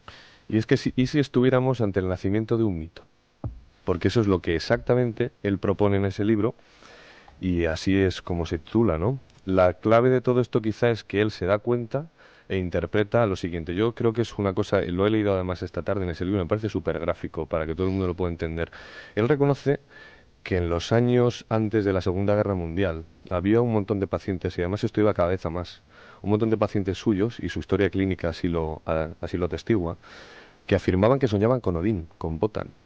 Según se iba acercando a la Segunda Guerra Mundial sin que nadie tuviera la posibilidad, digo, cognitiva de entender que iba a suceder una catástrofe como la que finalmente tuvo lugar, la gente soñaba con Wotan, soñaba con Odín. Y él reconoce que después de la Segunda Guerra Mundial también, en esa historia clínica, él falleció en el año 61, le dio poquito tiempo, pero él reconoce que al final muchísima gente le venía contando también experiencias ovnis a su consulta. Y él decía que sí. ¿Y si fuera que ante esa gran amenaza que nosotros soltamos en la Tierra por primera vez, como fue la bomba atómica, necesitáramos pedir en el cielo una ayuda que jamás hubiéramos creído que tuviéramos que necesitar? Pues lo que has dicho es muy gráfico, porque mucha gente piensa que toda esta idea de los extraterrestres que se funde en el mundo en los años 70 como salvadores, es porque ya nos hemos cargado tanto el planeta o tenemos la conciencia metida en los genes de que esto va muy mal, y a veces, Carmen, a veces uno pone el informativo y menos mal que estamos, en fin, viviendo con informaciones constantes y no nos damos ni cuenta, pero uno pone el informativo y desde luego si se parara a pensar lo que está pasando en este planeta, le entraría terror, un terror mucho mayor que el de cualquier caso de fantasmas. No hay más que ver las imágenes de los terremotos, ¿no? Y de tantas cosas, ¿no? Y de tantas cosas, pero a todos los niveles. Entonces, en los años 70, sobre todo y ante todo, surge esa idea de ángeles ayer, astronautas o extraterrestres hoy, porque tiene que haber alguien en el espacio infinito que nos ayude ante este apocalipsis. Es una de las ideas, ¿no, Santiago? Sí, pero me vais a permitir que discrepe. Me alegro. Que discrepe porque hay una cosa que me parece muy bien y puedes explicar un fondo de casos o un fondo de interpretaciones de casos, pero ni Odín, ni las Valquirias, ni el caballo blanco de Santiago salen en las pantallas de radar. Es decir... Ni dejan huellas. Claro. Ni dejan huellas, ni se les puede hacer fotos. Bueno, cuidado, que John Keel, investigador famoso por el tema del Mothman, decía aquella frase célebre para los marginales, ¿no?, que hemos crecido con estas historias, una frase que a mí me daba mucho miedo. Me acuerdo de un reportaje en la revista de Enrique de Vicente, muy anterior, año cero, desde luego. Decía, no son físicos, pero dejan huellas. Cuidado con eso, Santiago. Bueno, incluso Jung lo reconoce en ese libro del que hemos comentado, el 58, dice que hay un pequeño margen de casos, y además lo dice así, que dejan huella en el radar. Hombre, claro. Y que dejan pruebas físicas. Dice, para eso no tengo explicación, dice, pero fijaos, porque aquí es un dato, esto yo creo que no se ha comentado mucho nunca. El siguiente libro que escribe Jung es Respuesta a Job, y es una reinterpretación de muchos de los aspectos de la religión que él cree o piensa que no dan ese alimento al alma que necesita el hombre, ¿no? Con lo cual ese binomio de dos obras que, bueno, todo el mundo debería de leer alguna vez para ver qué es lo que cuenta, pues a lo mejor estaría contando algo que estamos aquí discutiendo desde hace mucho rato, y es muy probable que él, con esa mente tan lúcida que tenía, pues muy interesante, ya Luis, pero lo cierto es que nosotros creemos que hay un momento latente de crisis, a veces inconsciente, y Santiago piensa, y Carmen, que a pesar de eso hay, que yo también lo puedo creer, ¿no?, hay ese sustrato real que se escapa a interpretaciones filosóficas que están ahí, ¿no? Sí, por ejemplo, un caso que tienes que contar porque nos lo has prometido y nos hemos quedado así, aunque sea brevemente, es un ejemplo de una de estas joyas de la corona, nunca mejor dicho, en Gales. Hay un Roswell en Gales. Hay un Roswell en Gales que esperemos que en la próxima tanda llegue hasta el 74, porque fue en enero del 74 cuando en un... Otra pregunta sería, Santiago, ¿por qué se han dejado precisamente los años más calientes, ¿no? Pues y han sacado solo los de la época de sequía, pero en fin. Pues fue en enero del 74 cuando sucede el caso de Berwill Mountain. Berwill Mountain es un paraje idílico en la campiña de Gales, donde una noche de repente los lugareños oyen un gran estruendo, algunos ven una luz atravesar el cielo. Ese gran estruendo es seguido por un sonido de explosión, por un boom, por un impacto y un flashazo de color azulado que se puede ver a kilómetros de distancia. Automáticamente la zona es acordonada por los militares. Y ahí empieza el mito. El mito es que efectivamente algo cayó allí y que esos militares recogieron algo. Que algo cayó es absolutamente indudable, porque en este caso no fueron las pantallas de radar, pero el impacto fue tan tremendo que fue recogido por los sismógrafos. Es decir, los sismógrafos de la zona recogieron el temblor que provocó en el suelo el impacto de algo que cayó del cielo. Y a partir de ahí, como en el caso Roswell, por ejemplo, empiezan a salir testimonios. El caso lo estudia sobre todo un ufólogo muy conocido, Nick Redfern, que recoge el testimonio posiblemente más impresionante, que es de un soldado que estaba de servicio en aquel acordonamiento, que solo nos da un seudónimo. Lo llama James Prescott, ya avisa que no es su nombre real, sino que es una forma de entendernos. Y este James Prescott, como en el caso Roswell, habla de cuerpos, habla de que concretamente a él le hacen custodiar unos contenedores que los montan en un camión y que no se sabe qué contienen. Toda la tropa lleva trajes de aislamiento biológico en este caso, y los llevan a un hangar de una base cercana, donde esos contenedores se abren por parte de unos técnicos que también llevan esos mismos trajes, y él puede ver que dentro hay lo que él califica como unos cuerpos esqueléticos, parecían esqueletos cubiertos solamente por piel, y que él identifica como no humanos. Desde luego, sí hay testimonios en la zona del impacto de ese objeto. Hay la explicación escéptica a lo que recogen los sismógrafos es que curiosamente fue un terremoto que curiosamente coincidió con una lluvia de meteoritos justo en aquel momento, y para colmo, lo del acordonamiento de la zona lo achacan a que los lugareños se confunden con una operación de rescate de un Harrier que se estrelló en aquel sitio 8 años más tarde. Y claro, con el tiempo las cosas se confunden y se funden. Volvemos otra vez a las chimeneas y a los faros que dan luces extrañas. Pero cuando lleguemos al 74 en esta desclasificación, tenemos ese caso en Gales que es realmente interesante. Sobre todo sobrevuela en la gente que nos escribe y se pone en contacto con nosotros en el 7640 esa desconfianza, ¿no? Me parece muy, muy interesante. Y Luis concluía en esa tertulia amena y rápida de 5 minutos, ¿no? Intensa en la terraza de la 8ª planta de Gran Vía, diciendo que quizá lo más irritante, y me parece una gran conclusión, ante todo, y por lo que la gente comparte, es que tampoco las autoridades controlan este fenómeno. Tampoco lo controlan, y entonces eso hace que sea muy difícil de explicar, muy irritante, y quizá esto se suministre en momentos muy puntuales. Porque si resultara al final que esto, bueno, más allá de la explicación que da Jung, que es perfectamente razonable, perfectamente explicable, aplicable a cualquier otro fenómeno de ensoñación, no de ensoñación porque quizá no estaría bien dicho, pero si al final resultara que ese 10% es demostrable, se verifica, se publica, ¿quién controla? No controla absolutamente nadie. Y ahí tenemos un montón de películas de ciencia ficción en las que aparece todo esto. No sé, deberíamos de hacer ese ejercicio, ¿no? Pensar, ¿qué pasaría si vienen?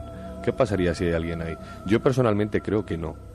Me quedo más con esa primera hipótesis que formulábamos con respecto a ese libro de Jung, pero claro, cuando comentas, por ejemplo, que estás investigando ciertos casos, que ves que hay una especie de oscurantismo, de secretismo, de hojas que arrancan de algunos expedientes, ¿no, Iker? Tú esto lo conoces muy bien. Sí, lo he visto.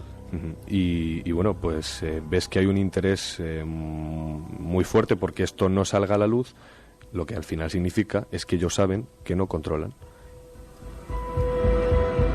Y es muy curioso el dato porque nos quedaríamos con varias incógnitas, ¿no? Primero, el espacio es inmenso, en las orillas del océano cósmico, ¿no? El espacio es, lo que ha sido y lo que será. Casi nada, ¿no? Como decían en 2001, todo es el espacio. ¿Cómo podemos pensar que estamos solos en ese espacio y que somos el culmen de la vida? Nosotros, que desde luego de perfección tenemos poco. Pero al mismo tiempo, los observatorios no están viendo todas estas supuestas naves entrando en la Tierra.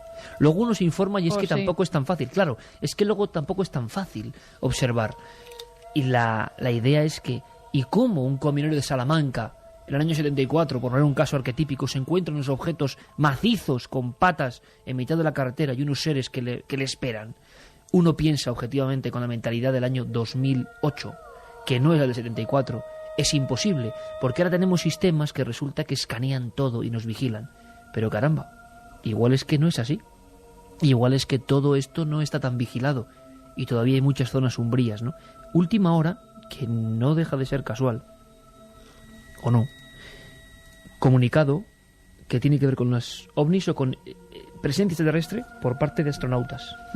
Los astronautas de Lende-Heiburg, en una rueda de prensa que han dado, dicen todos ellos, los 7 tripulantes que iban, que creen en la vida extraterrestre, aunque aseguran que ellos, en esos días que han estado en el espacio, no han visto nada extraordinario que les haga pensar que existen seres extraterrestres, pero que viendo un espacio tan inmenso, dice, cuando viajamos a través del espacio tampoco sabemos lo que encontraremos. Esa es la belleza de las misiones como esta. Espero que un día descubriremos algo que no entenderemos. Por desgracia, solo damos pasos de bebés en el descubrimiento del espacio. Debe existir una vida como la nuestra en alguna parte del universo. Es que estabas diciendo antes que efectivamente esta noticia que nos acaba de dar Carmen, lo del señor del Observatorio Vaticano, etcétera, etcétera, les estamos dando ahora mismo efectivamente una importancia que hace años no tenían. Es que hace años, tú imagínate que mañana el presidente de los Estados Unidos, delante de la Asamblea General de las Naciones Unidas, hiciera referencia a la posibilidad de una invasión extraterrestre. Eso ha sucedido. Eso sucedió en época de Ronald Reagan. Ronald Reagan, delante de la Asamblea General de las Naciones Unidas, hizo reflexionar a los allí reunidos diciendo: mucho estamos hablando aquí de nuestras tensiones y de nuestros problemas, pero en el caso de que viniera una amenaza de otro mundo, tendríamos que aparcar todo eso automáticamente y ponernos a cooperar. Esa frase pasó y nadie la hizo caso. Si la hubiese pronunciado un presidente de los Estados Unidos hoy, ¿qué hubiese sucedido? A lo mejor teníamos tema también para toda la noche. Pero bueno, ¿y por qué siempre vemos a esos supuestos seres extraterrestres como amenazantes? ¿Por qué no van a poder venir a la Tierra a enseñarnos su otro mundo? ¿Por qué siempre lo vemos como una amenaza hacia nuestro sistema, hacia nuestro... Hombre, desde luego, si llegan hasta aquí, saben mucho más que nosotros, claro, y tienen mucha Oye, que nosotros estamos y por lo llegando tanto también, los dominarían, ¿no? Pero vamos a ver, y que nosotros estamos llegando también a la Luna, por ejemplo. Sí, pero estamos claro, son haciendo distancias como de tirar una canica en el cosmos, ¿no? Bueno, pero a lo mejor sus naves más evolucionadas les permiten llegar hasta aquí, pero no tienen por qué ser agresivos. ¿O es que los agresivos somos nosotros y creemos que todo el mundo va a ser igual? Eso es también, pero imagínate el temor de las autoridades que también controlan, entre comillas, este planeta, como para que venga alguien de tan lejos, con propiedades. El temor es que puedan físicas. Entrar en sus espacios aéreos, eso es el temor que tienen. Al final hay una cosa que yo recuerdo, además me acabo de dar cuenta ahora, y es que cuando yo fui a la NASA estuve cenando con un astronauta de la Mercury, de esas primeras misiones, y yo recuerdo que además, claro, como no le iba a preguntar, ¿no? Nuestro programa estaba allí, no sé si recordáis aquellos planos volando en gravedad cero y demás, y aquella noche dieron ¿Cómo una lo cena... vamos a olvidar? Yo seguro que no lo olvido nunca. Y recuerdo aquella cena que nos dieron en el hotel, y estábamos allí, bueno, pues con Danny Boyle, el director de cine, Andrew McDonald, productor, y este hombre, que no recuerdo su nombre porque tengo una memoria de chorlito que Dios me ha dado, pero bueno, tengo su tarjeta por ahí, incluso algún día le llamaré. Y recuerdo que yo le pregunté y le decía: nuestro programa tiene mucho interés y es la primera vez que me enfrento a un astronauta, ¿no? O sea, que estoy delante de usted, lo tenía sentado justo al lado. Y le dije: ¿qué cree usted de todo esto? Usted está en el espacio, seguramente habrá conocido un montón de testimonios de compañeros, y fíjate, cuando hablábamos y decíamos que es que ellos no tienen ni idea, es que al final es lo que él me estaba confirmando. Chico, no sabemos nada. Yo sí que te puedo decir que hay compañeros que han visto cosas. Nosotros hemos tenido percepciones extrañas ahí arriba, pero la mente te juega malas pasadas, aunque somos gente muy bien entrenada, pero no tenemos ni idea. O sea, que cuando esta gente de verdad se sube en un cohete y va a la Luna, es como cuando tú, esto lo has dicho tú muchas veces, Iker, cuando Colón se sube a un barco y se embarca en el mar de los tormentos sin saber a dónde va, ni qué va a ocurrir ahí, ¿no? Pero hay una no cosa... estaba tan claro que Colón no supiera Claro. dónde iba. Bueno, pero yo, fíjate, vosotros habéis cruzado el Atlántico. Yo la única vez que lo he hecho yendo a Estados Unidos dije: Dios mío, ahora tomo conciencia de la gran gesta, porque estamos volando a una velocidad terrible. Hombre, la gesta es indiscutible, ¿no? Claro. Y hacia lo desconocido. Tuviera pistas o no, daba igual, o sea, era hacia lo desconocido. Evidentemente, la imagen que nos podemos quedar es la que vio Yuri Gagarin. Dice que lo que más le impresionó, bueno, todos los astronautas, lo hemos comentado alguna vez, sufren un cambio de conciencia brutal ahí arriba, porque uno es consciente de lo que de verdad es la Tierra, ¿no? Tan orgullosos somos, siempre pensando que la realidad es la que nosotros determinamos, ¿no?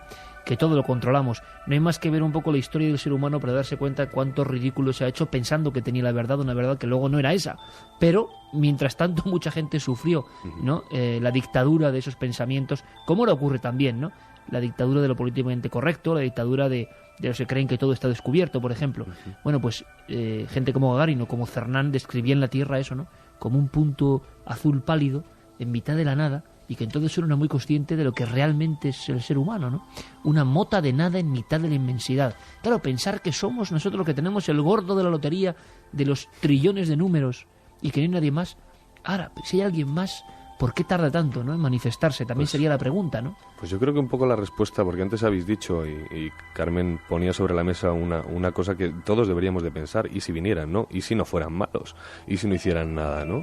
¿Y si nosotros fuéramos aún peores, no? Pero ¿y si resultara que aquello que viene no es de fuera, sino que es de dentro? Fijaos, yo voy a recordar ahora una cosa que nos pasó en la abadía de Telema, y que creo que es muy significativa. Crowley había pintado en esas paredes recordáis que hablamos hace 2 semanas, esos dibujos grotescos, ¿no? Y entre ellos estaba su ángel guardián. ¿Sabéis a qué se parecía su ángel guardián, al que él invocaba una y otra vez a diario? Pues a esos dibujos que encontramos 1000 veces descritos sobre humanoides, etcétera, etcétera. Y si resultara que todo esto que se comenta, que se ve cuando uno va por una carretera y de repente se le para el coche... Es que yo eso pienso que es de aquí. Claro.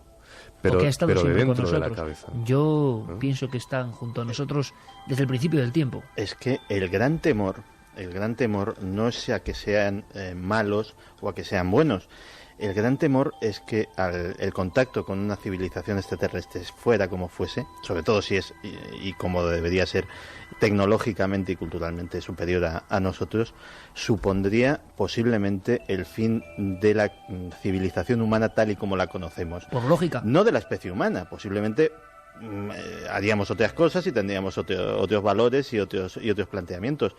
Y hace un rato ponía el caso de lo que decía este señor del Vaticano, de que cuando llegaron Colón a América se encontró también con extraterrestres. Realmente Colón era el extraterrestre. Y cuando llegamos los europeos allí, realmente supuso el fin de todas las culturas autóctonas que efectivamente no en Norteamérica de forma más violenta, en América del Sur con una integración mayor entre los que venían y los que estaban, pero realmente aquellas culturas, el fin de un mundo, desaparecieron. Y eso es uno de los grandes temores al contacto con estos seres. Pues con vuestro permiso, y luego seguiremos con los mensajes. Tampoco estaría mal que nos visitaran, porque tal y como está la sociedad... Sí, la verdad es que igual a lo mejor aprendíamos si algo. Cambio... 1 hora 34 minutos de debate. Yo sé que mucha gente, porque es normal, ¿no? Oye, es que los ovnis nos gustan más otras cosas y tal. Bien, pero yo creo que es que esto es tan potente, yendo un poquito más allá de la pura casuística, que nos obliga a filosofar. Es lo que estábamos haciendo. Yo creo que con la humildad de quien sabe que no sabe nada, ¿no? Y que vivimos en esta coordenada temporal, y de quizá los hombres y mujeres que vivan dentro de 500 años, si es que viven en este planeta, que espero que sí, creo que sí, quizás se rían, ¿no? O nos traten con la ingenuidad que nosotros tratamos a los científicos del medievo, que ellos también se creían poseedores de todas las verdades, ¿no? Lo cierto y verdad es que el asunto de los ovnis nos demuestra 2 cosas: que seguramente ejércitos de todo el mundo, a pesar de que la sociedad y muchas veces los medios de comunicación y muchas veces estos personajillos o personajes en todas las ramas de la sociedad que van como de vuelta de todo y que se ríen de todo y que nada es misterio, hacen creer que no pasa nada, y al mismo tiempo, a estas mismas horas, a las 2:35 de la madrugada, en muchos países estoy seguro que estos informes que empezaban nuestro programa, estos informes que suenan así, que son miles de páginas, siguen redactándose. Porque sigue habiendo casos, aunque nos hagan creer que no pasa nada. Ese es el gran misterio que hace que el enigma siga estando presente. Y si algo ocurre, aquí está la cadena SER y Milenio 3 para contarlo. En fin, que me gustaría conocer vuestras opiniones, pero ahora hacemos, si os parece, una larga cambiada, compañeros. Me decía Carlos Largo que tenía un caso terrorífico ocurrido en Argentina. Con muchos componentes, también hay que decirlo, sí, arquetípicos, ¿no? Lo repito mucho, ya lo sé, pero es que es verdad. Una niña, unos dibujos, un incendio extraño, combustión espontánea, dicen algunos, sonidos extraños. Eso de los dibujos de los niños depende cómo se vean. Hay dibujos de niños en esos archivos del ejército inglés. Impactan más de cualquier otra cosa. Vamos a conocer esta historia, que es diferente. Ya veis cómo Noel Calero cambia también el tercio musical, ¿no? Vamos a descubrirlo.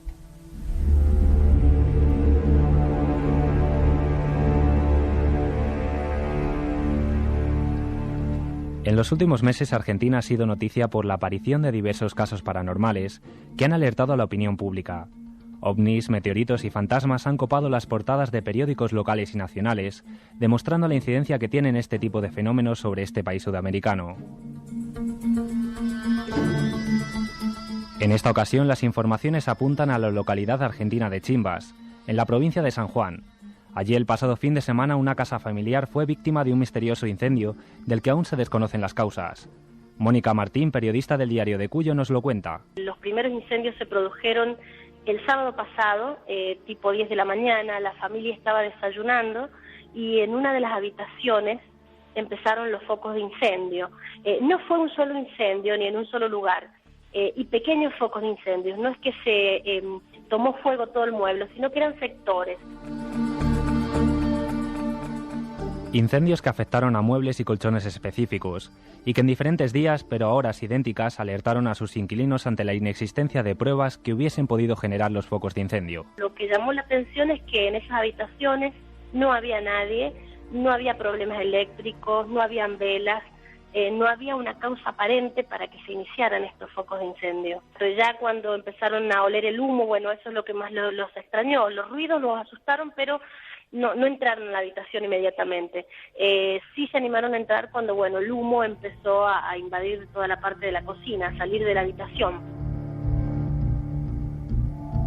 Tanto el sábado como el domingo los hechos se repitieron con el mismo esquema. Ruidos y golpes primero y diferentes objetos que comenzaban a arder inmediatamente después. La familia está asustada y ya ha solicitado ayuda a las autoridades religiosas y policiales ante lo que consideran un claro caso de casa encantada. Y es que parece ser que los misterios continuaron tras el incendio. En realidad, más que encantada, tenía que ver con uno de los integrantes de la familia, más precisamente con una nena de unos 9 años, porque cuando la policía interfiere en la situación después de los incendios, encuentran una de las mochilas que estaba totalmente quemada y adentro las pertenencias de la nenita estaban intactas. Sacan unos papelitos que habían adentro y bueno, eran papeles con leyendas en color rojo que hablaban de muerte, que hablaban de asesinato y esa clase de cosas. Eso se lo llevó la policía. Entonces ahí empieza el rumor de que a lo mejor esta chiquita podría tener algo que ver con el inicio de estos focos de incendio. Obviamente que la nena nunca estuvo dentro de la habitación cuando esto se produjo. Es por eso que alarmó tanto toda la historia, ¿no? Las autoridades oficiales no han emitido todavía ningún tipo de declaración ante la falta de pruebas que indiquen la posible causa del incendio, pero el miedo parece haberse instalado definitivamente en las creencias de los habitantes de Chimbas. Lo que sí está pasando en el vecindario son cadenas de oración por parte de gente de distintas religiones, tanto católico como evangélico.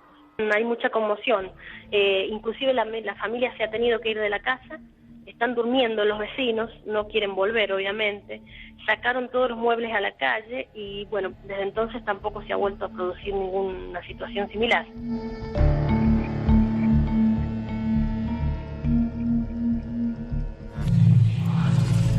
Lo has oído. No estás solo. Milenio 3. Cadena SER. Con Iker Jiménez.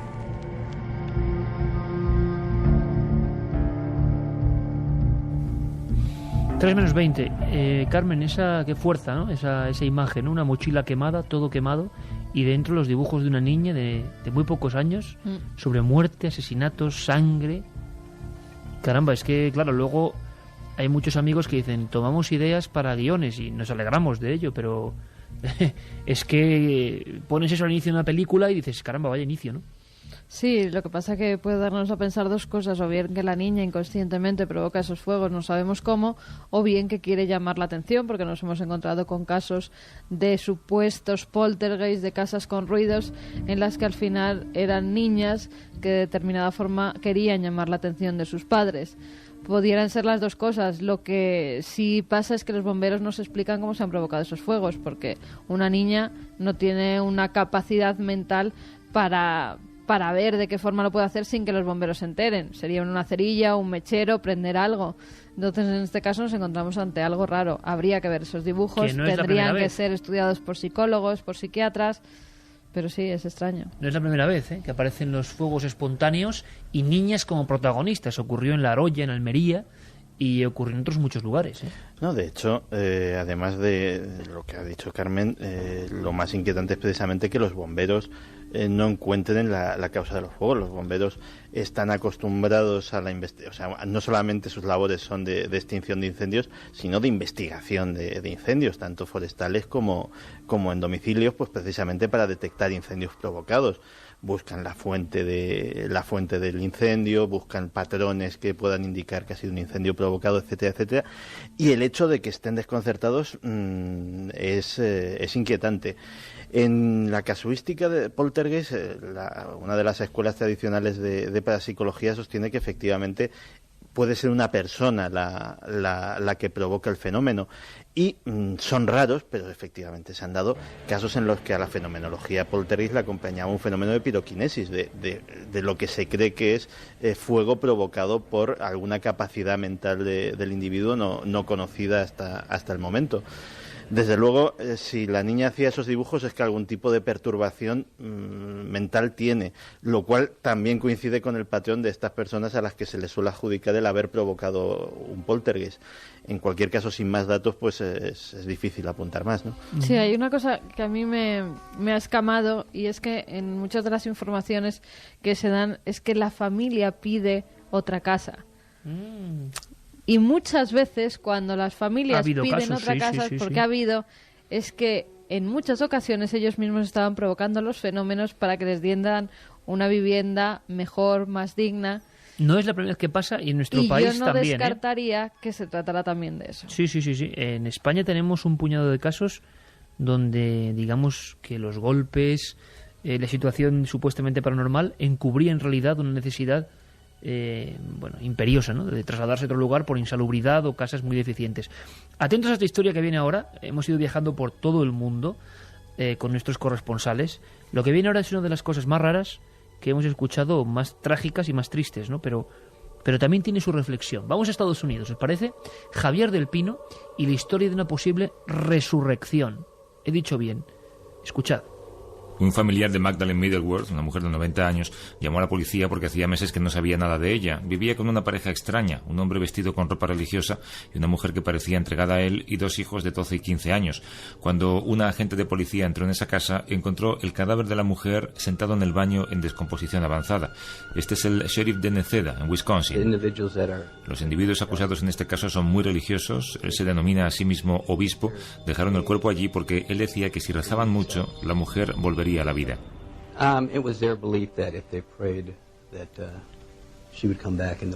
Esa explicación religiosa era una tapadera. El fiscal explica lo que realmente ocurría.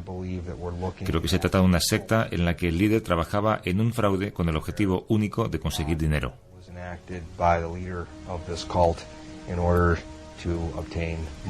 El líder de la secta tenía la gestión del dinero de la mujer, no quería comunicar su fallecimiento porque dejaría de tener acceso a su dinero. Se encuentra ahora en libertad bajo fianza de $5.000.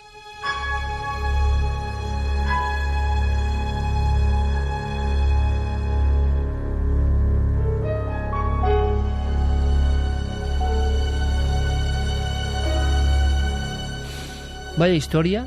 ¿Esperaban la resurrección, Carmen? Me comenta, por cierto, Santiago, que en el aspecto sectario, vamos a llamarlo así, hay novedades también con la secta rusa famosa que desde hace unos meses se ha convertido en protagonista, ¿no? Esperaban el apocalipsis bajo tierra y parece que por fin han salido todos.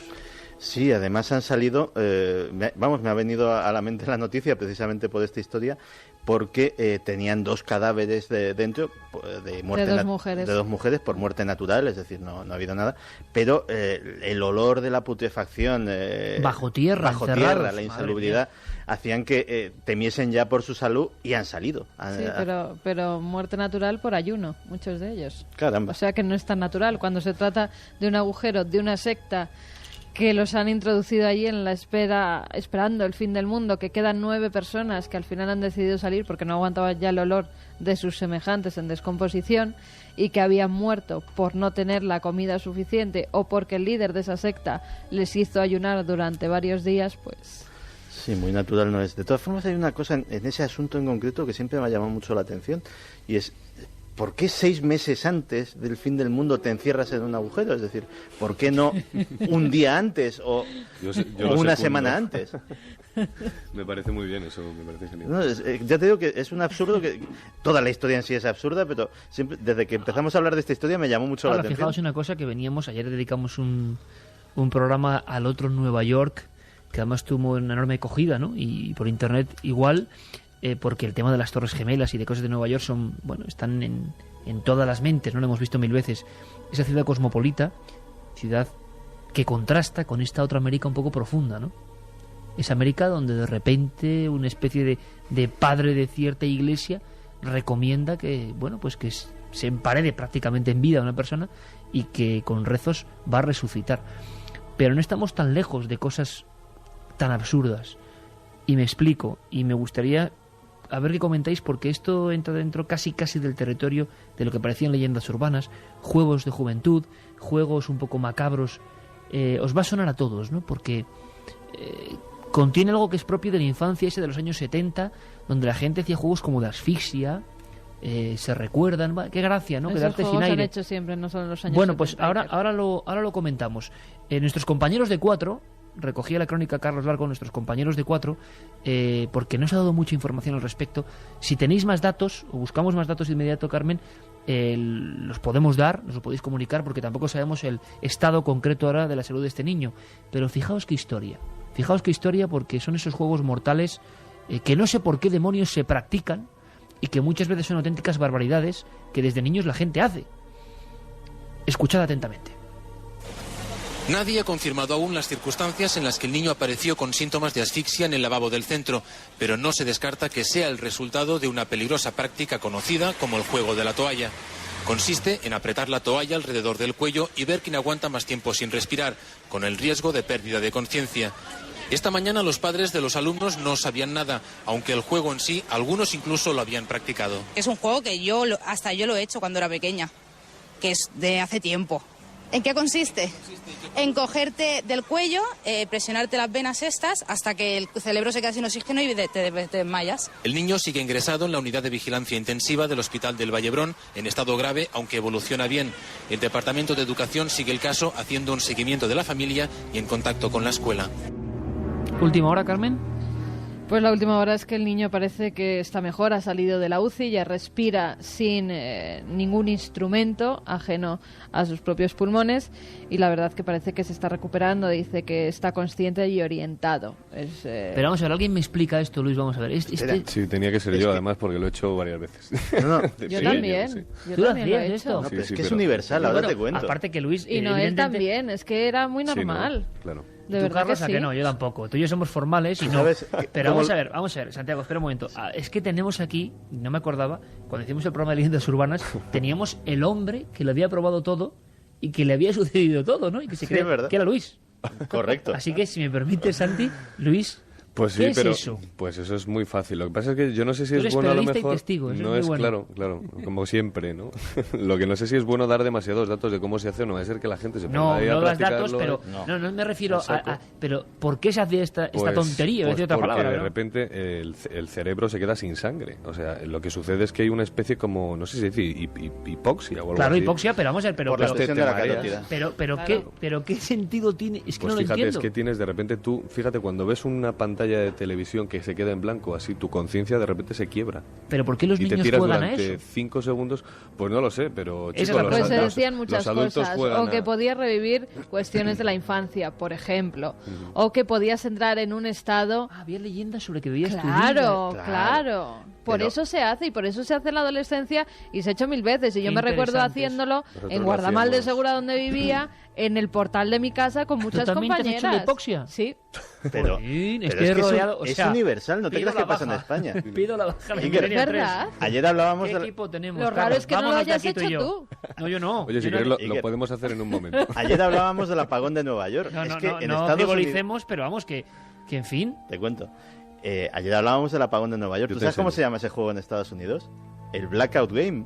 Se llama el juego del apagón. Claro. Porque realmente eso es lo que te provoca, un apagón cerebral. Y eso es lo que se trata de inducir. Y esta gracieta Y se- te puede dejar y se practica en todos los países del mundo. zonas del cerebro absolutamente irrecuperables. Sí, o sea, yo sí. creo que no, sí. Hombre. Vamos a ver. Por Yo favor. creo que es- yo Ha creo que es habido, muy- ha habido con Depende- juegos entre comillas sí. parecidos que las personas han fallecido, ¿eh? Yo Hombre, os voy a contar lo que en- pasó, que es por lo que dejamos de hacerlo, que es de chiste, porque lo que en realidad sucedió es que haciéndolo, bueno, éramos 4 amigos, entonces lo que hay que hacer es, si te pasas presionando el pecho o la carótida, lo que sucede es que te mareas y te caes al suelo. Pues eso es lo que pasó, que un colega cayó al suelo y se abrió la cabeza. Y el Nada nombre técnico es hipocapnia autoinducida. El nombre científico, si lo queréis saber. Yo, de verdad, en fin. Qué lumpen, ¿eh? Qué equipo. Me asombro porque te quiero decir, es que esto tampoco le veo ninguna utilidad, ¿no? Bueno, pero es curioso. Lo que sí me parece interesante, lo que ha dicho Carmen, de que había una serie de leyendas acopladas a esta visión, que eso sí me parece interesante. La gente quería ver otras cosas, ¿no? Pero yo sí que creo en que vamos a ver, yo sí que creo que esa es la puerta a esas otras cosas. Cuando el cerebro deja de tener sangre, cuando hablábamos del doctor Persinger en el programa hace un montón de tiempo, él hablaba que es exactamente en esa frontera, en ese límite. Pero una cosa es el límite del sueño y otra cosa es el límite de perder el riego sanguíneo del cerebro. Perder la consciencia. Tu cerebro de repente hace lo que él ha dicho, un blackout, ¿no? O sea que... Sí, pero es básicamente generalmente se suele practicar como un pequeño sustituto de las drogas.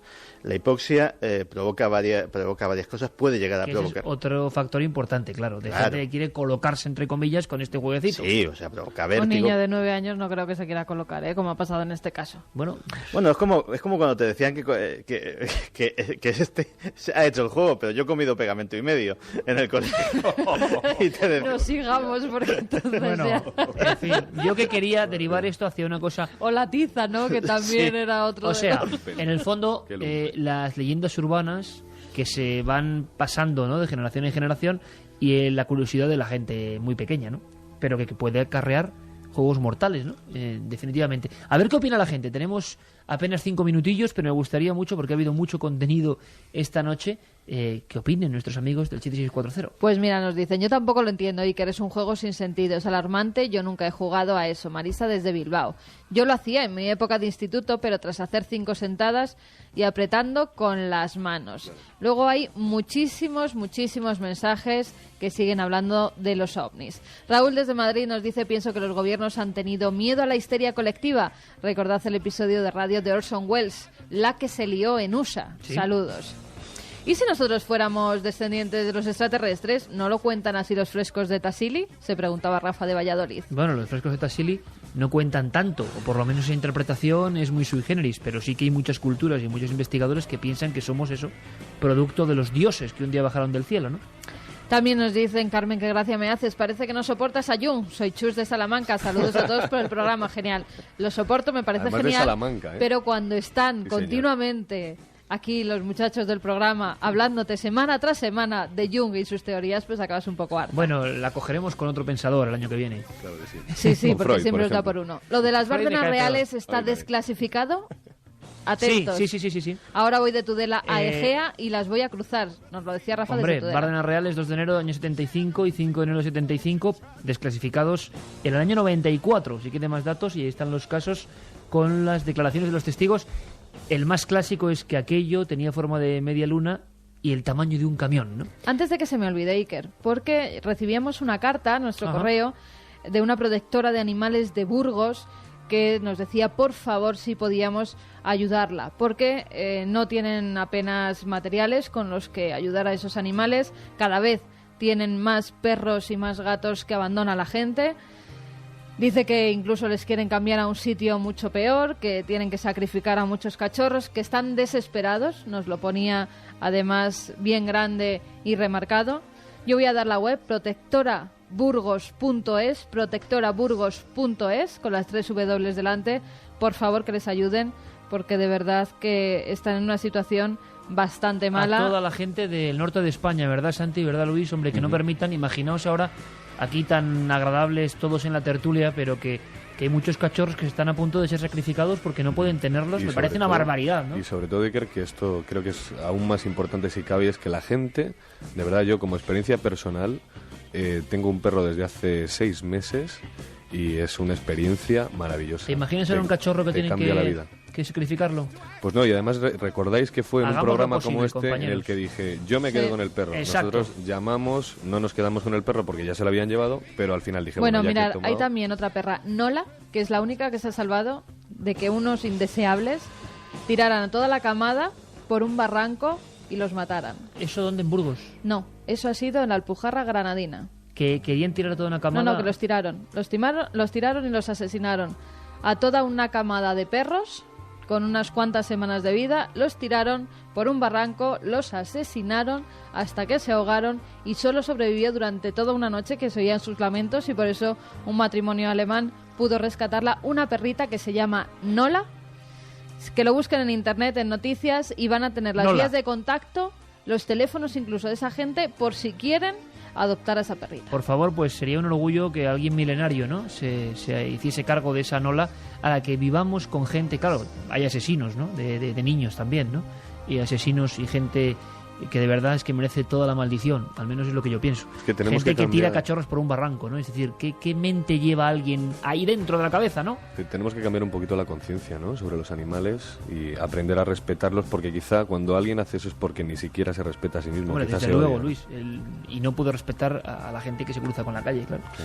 Vamos a dar, Iker, los ganadores de esos libros para que estén a gusto leyendo. Nos hemos quedado ahora que todos viene un la Feria poco, del Libro. ¿verdad? Nos hemos quedado un poco fríos, ¿verdad? No lo entiendo, o sea, yo hace muy poquito he perdido un amiguito y no era un perro, y te juro que ahora mismo no entiendo nada, o sea, yo tener que sacrificar tú mismo por su propio bien a un animal tuyo, pues a mí me dolió mucho y me ha fastidiado, y que alguien lo pueda hacer así alegremente, pues no me cabe, no claro, computo. es que no puedes ni imaginártelo. Entonces, como sabemos que con estas bestias compartimos en nuestro país, que es una desgracia, vamos a intentar, ¿no?, por lo menos, si alguien está ahí dudando, que hombre, antes de hacer eso, por favor, vete, teclea en internet, que hay miles de asociaciones que por lo menos nos harán Dentro de poco, además, ese llamamiento, ¿no? Y nosotros intentaremos hacer lo que podamos. Y dentro de poco estaremos en uno de esos concursos de perros sin raza que organiza Ana. Pues os estaremos invitamos, todo el equipo, ¿eh? Venga. Santi, ¿Vale? Luis,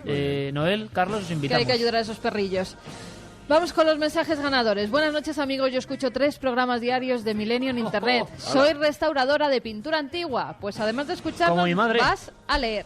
Es como mi madre. Otro de restaurante los Mercedes, digo yo, y si sorteáramos Mercedes. Es que es para Mercedes, Oye, de Cádiz. y sigue viva, oyendo 3 veces Milenio, escuchando a Santi y a Luis. Calla, que no me va a dar tiempo a dar los mensajes. Sí, Mercedes recuerda. de Cádiz, que le hacemos mucha compañía, que está en las sesiones de quimioterapia, a las que se ha visto obligada a darla, que su hijo la baja en los podcasts y que también ha enganchado al hijo. Pues bueno, solamente por eso, otro libro para Pues ella. mucho ánimo, Y el mucho último ánimo, para Ana de verdad. Zaragoza, que decía, se hacía en mi colegio en el año 1972 en Sevilla. Nunca pasó nada. Tenía 12 años. Eso en cuanto a la presión en el pecho o en el cuello, la hipoxia. Oye, mañana creo que hablamos de Bruce Lee, ¿no? Sí, a eso de las 12. Mañana hay emoción en el plató de Cuarto Milenio. Mañana tortas a gogo. Sí, Santiago, como siempre, un placer, amigo. Gracias a ti. Suís, madre mía, cómo estamos.